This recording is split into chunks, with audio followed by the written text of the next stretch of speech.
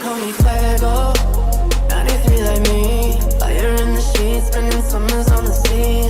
Quedo, no way home. Better life on the day on the leaderboard, and I think that's a good opening for us to see that maybe they could pull it off. Pretty good opening. Well, guys, we're about to get into game number 2. You guys are going to have to take this one away. I'm starting to think that you guys might be a little bit bad luck when it comes to plane paths here. As you can see, that yet one's not as another bad. trashy plane. Well, let's see if we have any more hot dropping going on this game, guys. Have fun. Take it away. Yeah, I mean, I don't actually personally think that plane's as bad as the first, but we'll see how the teams react to it. We obviously do have a completely different drop pattern that we had in the first game. Going to be interested to see if we could jump on board with the Pr0phie hot drop, just to see if either of these teams play a bit more decisive. I can see our man Seal on the camera already has it placed over Pr0phie. That's what we love to see. So we're ready to watch that one already. But yeah, it's. I mean, what's your view on it? I don't think we've ever discussed this, Clover. What's your view on the whole hot drop situation? Are you one for the team fight, or are you one for loot clean and get out with 4? You know, I personally am one for loot, clean, get out. I think sometimes it just takes a quick moment to regroup. I mean, if you have the opportunity to get that early kill, go for it. But I wouldn't overextend until you're ready to hold your own. As we can see, with a crowbar, Gordon Freeman there, aka Hwinn, is gonna get one out. But it looks like Pr0phie has found one as well, and that's 2 players already down for any trolls and chats. That's Hwinn isn't even having any of it. He is Hwinn already doesn't want left. the smoke. He does not want the smoke. He's out. Aguila actually left behind in Pr0phie. He's on top of the 3-story right now, but I'm pretty sure he's about to get zerged. I mean, that's one way to assert some. Guys, I'm going to cut in real quick. We're going to talk about the fact that Hwinn just got that kill by throwing the crowbar. Yes. I was just about to say that's the way you want to assert dominance in a hot drop. Somebody gets a gun, you throw a crowbar at him. There's no bigger BM move than that. That was heads up play from them. I'm just confused as to why Soniqs are still here this late. This is actually. Wow, M1me. Okay. That headshot was actually insane. He's going to down on 2 HP. He's going to have to back up a little bit. H1 is going to get one onto Fudge as well. We did see one of the members of Livid fall to the blue at some point. But, yeah, I'm surprised to see Soniqs holding edge of Pr0phie this late into this circle. They had a perfect opportunity to get some early rotation time. I mean, you're right on that. Soniqs sometimes will pull out and avoid some of those early to mid fights in favor for the zone, but to hold on to Pr0phie outside of the blue for this long, at the very least, is going to award them a couple of kills right now, sitting with a total of 4. But as the rest of Livid pulls away, we can see Radiance has managed to find themselves in a high ground watching this angle. And Soniqs, who are still looting in the blue, need to start thinking about how they're going to get into the zone. Kills are nice, points are nice, but don't fall out of position either. Yeah, as we see, Drassel actually going to fall to Aetheris up here on the hill. That's unfortunate. I don't know if that was just a miscout or he was pulling up there to get information himself. Maybe not expect it. I mean, it's not really a spot you'd expect to be occupied right now.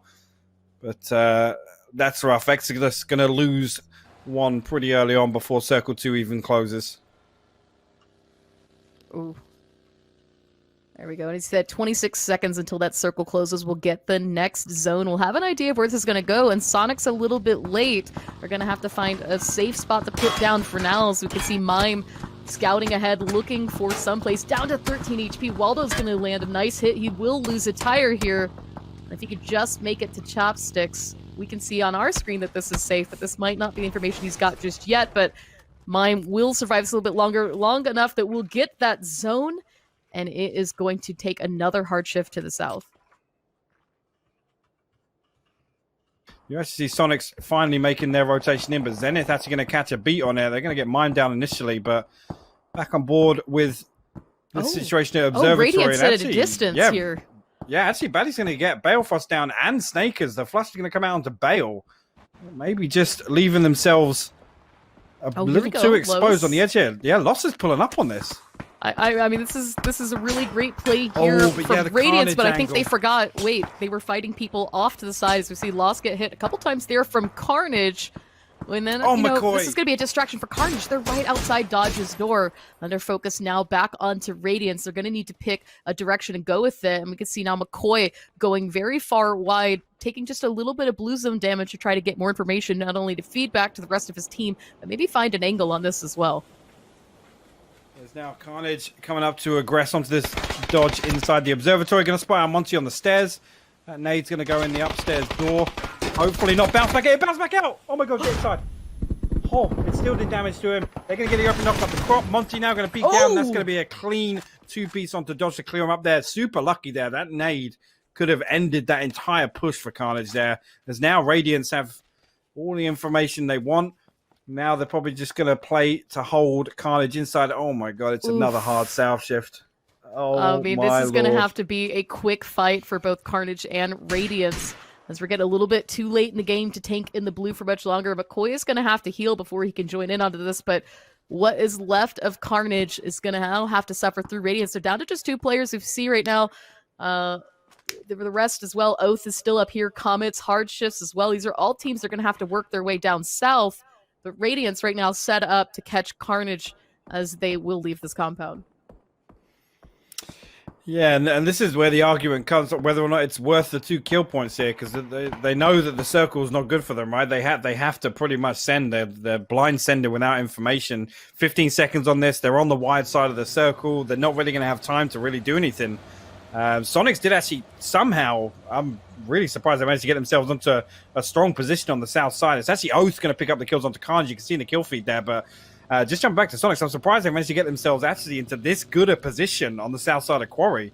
You see Zenith now pulling up, but I mean, things weren't looking good for Soniqs staying that late. They were getting camped in rotation by Zenith. Roth's 1 kill was onto Soniqs, but looking like they managed to reset, get themselves a new path into the circle. Now, Zenith kind of controlling the strongest point on the south side of Quarry, so it's be difficult for Soniqs to put anything else on the board. Maybe have to wait till late game and see where these circles go. Yeah, I mean, as you said as well, we can see Zenith doesn't have anybody to worry about to their south at all, and that's going to give them the ability to really open up and focus on Sonic. So as we go back again to the north, Radiance working on their rotation into the zone are going to, looks like, come up onto the Comets. This is going to be a foot rotation here. We see Los walking in. Comets already getting their UAS set up, ready for move, running. Can't get this. Oh, good damage. We'll find 1 knock there. Sub-Zero goes down, looking for a second. Isn't going to have time for it. And securing that kill while they've still got to focus to the zone. 1 minute and 20 seconds until it finishes closing. And oh, here we go. Hard Shifts are going to pick up on this, as well as Snow Patrol, as Victor and Yaxley are going to go out. It is just every angle now. Comets waited just a little too long to rotate onto this, and all the teams up to the north monopolizing. Yeah, unfortunately, being the first team that moves in, they have Radiance pressuring them from behind. And obviously a couple of other teams that are already in the circle. But Waldo did get an opening knock onto Cobalt, so that weakens Snow Patrol's hold a little bit. Dietrich's going to get back on the bike here, maybe to try and send it away. That's unfortunate. Didn't get a good start to that. Lost going to pick up that kill point as well. Radiance up to 5 kills now, but Hard Shifts with a fantastic sightline onto this. Lost catches a smoke grenade on the back of the helmet. Not going to cause too many problems here. I think Radiance should be able to reset here and see how good the sightlines are for J-Sank onto this.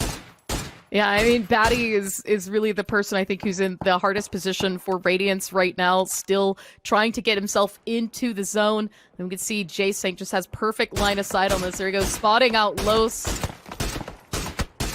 Will land a couple shots, but it's going to be a perfect exchange as well. And I think he gets that one. I mean, this is phase 4. It's going to be a tough call on this. He said he will get that res off. Meanwhile, looks like Elusive is going to find out Oath, and they will go out in 12th place. So Oath is going to pick up a couple points on kills, but nothing else for placement points. And again, back to the north. I mean, it is just so busy right now. Yeah, lost the last one up for Radiance here. Snow Patrol coming in with the third party after the reset there. They had a really strong position up on the hill, just next to Radiance's position to the east. But Hard Shifts did manage to keep 4 up as well. They managed to get the res off, so I don't think really Lost has got to play out of this. As long as Snow Patrol on the hill, as long as Hard Shifts are here, that there's not really any way for Lost to get into the next circle. No, and I mean, as you said right now, as well, Pr0phie, really nice angle up on the hill. He's got the high ground. There's nowhere for Los to go without being seen by either team, but the Hardshifts actually look like they've moved on further to the west. Back, though, into Quarry.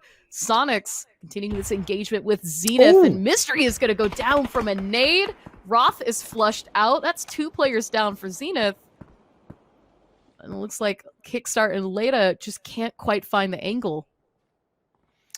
Yeah, Shrimzy going to get rezzed here by Pr0phie. I thought Shrimzy was going to get the res off there, but Hwinn, really good defense on the 3-story there. Managed to get that nade knock onto M1me. That's going to pretty much completely reset Zenith's game plan. I think he's probably going to bleed out here. Whether or not he gets stolen, I don't know. Kickstart going to pull back over to the east here. Later, already trying to wrap the hill.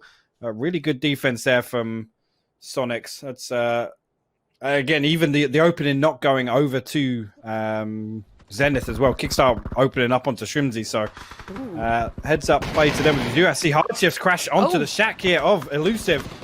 Full send out. Actually, somebody just came flying out of that buggy. J-Sank will get in there down. T-Sock gets Lobes down and flushes there. Fizzle will fall to J-Sank, and now just T-Sock alive inside the shack. He's only got bandages, I think. You see Maluk bleeding out on the backside here. Shabba and J-Sank a little late with this push. They weren't able to defend effectively. Innate will definitely bleed out on the outside, and there you go. Beautiful. The burning death inside the shack. Maluk will fall, but, you know, they keep 2 alive. That's fair enough. I believe it was Lobes that we saw fly out of that buggy. It did cost him, unfortunately. I'm not quite sure what happened. Maybe the momentum of hitting that picnic table, but Hardshifts will find the zone for now. But, I mean, any trolls in chat, this is another team that's really set up a bit early, and I think could make this rotation a bit more difficult. As we can see, there's just a lot of open area. But back off to the east now, Livid trying to push into the zone, but Zenith is right here. This is going to have to be a quiet push. Disciple trying to knock out Kickstart, but he's still alive. Oh, buddy. Okay, no, it's fine. He died to somebody else. Looks like Madonis. Oh. You hate to see that. I mean, when you've got that, you've got to commit. I think just struggle a little bit to hold on to his recoil. But now as you take a look at the West, Duel has been found by multiple teams. It could be Exodus and Hardshifts that clean this up. Chubba, that was good. We caught that on camera, actually, yeah. But they are going to get the revive back off. They're going to be 3 strong. Patcap's going to get back on his feet. Soniqs now in a pretty good position to play up onto the north side, high ground of Quarry. Cobalt already close on the hill, though. Actually, Shrimzy's going to have the information on that. Whether or not it's safe for him to push up, I don't know what his sight lines to the west are like, but 2 members of Zenith causing problems for Snow Patrol here. Pr0phie going to prime this nade and send it out. That should find him. Nope, it's not. It's only going to do 5 damage to him. He's still going to be alive. That second one, surely. Thank you. There we go. Pr0phie finally picking up the kill onto later. Now we can wait for them to regroup and maybe take this fight onto Soniqs. I mean, this is a good push from Soniqs, but still, we've got Atheris coming in from the south. The Styles pushing just up ahead in front of Mardonis and Darth. Excuse me, I think Mardonis actually is down. So it's just Darth and Styles still up for Atheris. But now we've got Exodus kind of extending, watching inside of Quarry. We see Poonage scouting out, trying to spot these rotations. There's been a lot of noise in this area. They know that there's people here. They've already cleaned up 3 kills, wanting to add on to that. But that means that we've got 4 squads down here on the southern part of the circle. Out of the 7 teams still remaining, it's kind of hard to say who might have the full advantage here. What do you think? I think Exodus in a really strong position. They need to deal, obviously, with the Atheris. They need to stop them from getting into the circle because it means that they can freely look north into the rest of the circle here. Maybe just take control. Mitchy Boy getting the open knock onto Shrimzy is not good for Soniqs.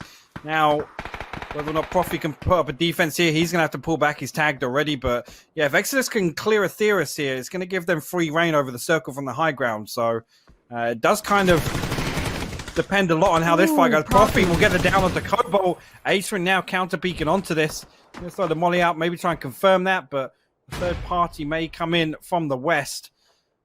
Now Pr0phie forced all the way down onto low ground. He's probably going to look for a second knock here, actually. You can see he's going to hear Mitchy Boy on the edge. There you go. He's going to get that one. Fantastic work from Soniqs there. Pr0phie and Hwinn doubling up to take down Snow Patrol. 10 kills on the board for them. That gives them a little bit of time to reset. Now, this is what I was talking about. Now that Aetheris is here, Exodus doesn't really have the opportunity to push out for free here. They can't take control of this little ridge that's just to the right of your screen here. They've got to deal with these snakes down here. You can see Taylor J already. He's gillied up. He's got a Groza. Pretty good weapon for clearing out snakes. Poonage doing what I would like to see the rest of Exodus able to do, but they just can't do it yet with these other threats inside Quarry. Yeah, and I mean, you know, kind of talking as well about to the north, overextending on that cliff face is going to open up these teams now. Houston Hardships are just going to send it. Chuba trying to find a safe spot, but that vehicle is on fire. Smokes to throw, and Pat Caps has found Chuba. It's going to be a knock now. Exodus using that high ground to their advantage. Looking for the rest of a Hardships. Meanwhile, it looks like Darth was found by Hwinn, and that is going to be it for Aetheris. So we're down to just 5 teams at Pat Caps, still waiting, watching this shack. There comes J-Sank. He's going to find him, and the Hardships go out. Great play here by Exodus, who are just about to lose the high ground. I think they could hold on to this for one more turn, but it's the Soniqs off to the west. I think they're going to be their biggest threat now. Another molly coming out from Hwinn here. And this, without seeing exactly where the edge of this circle sits, I'm not sure if Hwinn prioritizing this hold is the best idea, because I think Exodus have to come out in the open to them, and you can see the terrain is much better over towards Sonic's position. Whether or not they can put down an effective hold here, they have had to fight for this. To 3 or 4 teams coming on. It started off with Zenith, now Exodus 3 strong against Pr0phie and Hwinn. Pr0phie actually, tell me Pr0phie got that crate. Oh, he didn't. It's already taken. I was going to say, if Pr0phie was over here taking a crate, that would have been the most textbook Pr0phie thing. We'd love to see it. And I mean, Soniqs really holding this corner is so beneficial. Not only do they have the high ground, but they've got the coverage in the forms of trees, these ridge lines, a couple of rocks. That's what they need, not only to get Exodus, but we've still got Los up to the north, as well as ATC in the compound. We're going to have line of sight. We see all of our teams right now are playing the edge because the center of this next circle is in the open. It's going to be imperative that these teams take care of each other. It's going to find one. He gets Taylor J, but gets taken down himself. Pr0phie gets a second. Got a trade. Pr0phie finds another. Poonage going out. There's just one left. It's Pat Caps. He finds it. Soniqs with 14 kills. I mean, that was absolutely insane from Hwinn and Pr0phie. This is what you said, right? They had the angle. They had to just wait for Exodus. They had no choice but to kind of come out into the open, and they found it. They found both angles, but unfortunately losing one in the process. Pr0phie last still up, but 14 kills. I mean, this is the Soniqs we were hoping to see today. I mean, I guess Soniqs just play better when they have 2 up, right? We saw last week Shrimzy and M1me clutching out that game against Radiance. The first game of the day today, Shrimzy and M1me coming up clutch, putting some points on the board for them. Now we have Pr0phie and Hwinn doing absolute work as the remaining duo for them. That was such an insane hold onto Exodus there. I actually thought they were 2 split there, and Hwinn was going to have to take pretty much like a 1v2 or 1v3 peak. But getting in the opening knock and just coming back in to buy at least like a second or 2 just gave an opening for Pr0phie to come over and support. And now, of course, Los, the last one, still up for Radiance, is kind of in a little bit of a pinch here as well. He's got some minimal cover, but if Pr0phie could just take the extension onto this, should be able to spot him out. Any trolls in chat, I think, is in a slightly more comfortable position to catch both of these players from behind cover. But, I mean, they're still going to have to hold on to this, as well as I think right now the big thing is going to be between Los and Pr0phie for the East here. Yeah, and Aguila getting down onto the edge of the high ground. Just at the bottom you can see him. He's made it all the way up to just underneath the ridges of Quarry. Now this one going to the star. Again, Los going to spot out here, and Pr0phie gets the free second place. Thank you very much, Aguila. So more points on the board for Soniqs. And actually, he might be able to get an opening knock onto Hwinn here. He does get him down. This could open things up for Pr0phie. We'll get the knock. Just a 1v1 now. Pr0phie versus Aguila on the underside of the hill. Pr0phie should have the information because he heard him shoot at Loss. So it's actually pretty much winnable for Pr0phie here if he comes up huge. Gonna get that one back on the board. So that's 15 kills on the board for Soniqs now. Pr0phie not done just yet. He's gonna look for a 16th for his team. It will be the 7th for him individually. This is really, really good positioning here from Pr0phie. Just opening up the angle wide. He's going to spot out Aguila there, and now he knows that he can come down, take a wide angle on this. Should be able to get this for free. And there you go. Fantastic work from Pr0phie. That is an insane performance from both him and Hwinn here. Soniqs coming out with a 16-kill win in game 2. Things you absolutely love to see. I mean, yeah, I know we'll gotta get back into MVP when we return with Pr0phie in just a moment, but I mean, this is beautiful. This is Soniqs. This is what we've been talking about for weeks. I mean, just well-deserved win. I mean, shout out to as well. I think Radiance that did play that well. ATC only picked up 1 kill, but I mean, Soniqs. It was just beautiful PUBG all around.